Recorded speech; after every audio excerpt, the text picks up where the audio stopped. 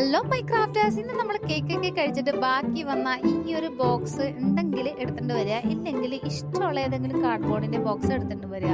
കുറച്ച് തിന്നാണെങ്കിൽ കുറച്ചും കൂടി പരിപാടി സുഖമാക്കി എടുക്കാം. നമ്മുടെ ബുക്കിന്റെ കവർ, ഏത് ബുക്കാണോ നിങ്ങൾക്ക് കവർ ചെയ്യേണ്ടത് അതിന്റെ ഒരു അളവിൽ കട്ട് ചെയ്തെടുക്കുക.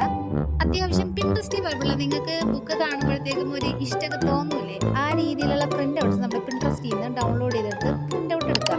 അത് മേളിൽ അപ്പാടെ കൊണ്ട് ഒട്ടിക്കാതെ ഇതുപോലെ ഒരു കുഴിയൊക്കെ കുഴിച്ചിട്ട് ഒട്ടിച്ച് കഴിഞ്ഞാൽ അടിപൊളിയായിരിക്കും കേട്ടോ.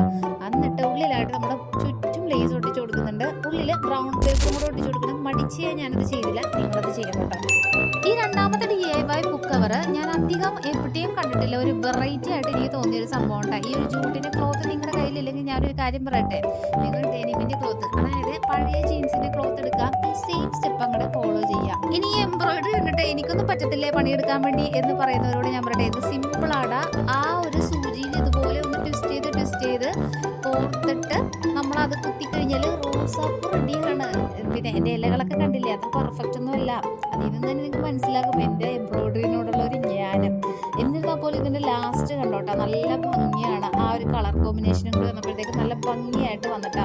പിന്നെ എന്തൊക്കെ പറഞ്ഞു കഴിഞ്ഞാലും കൈ കൊണ്ടുണ്ടാക്കുന്ന സാധനങ്ങളുടെ ഒരു ഭംഗി ഒരു പ്രത്യേക ഭംഗിയാണ്.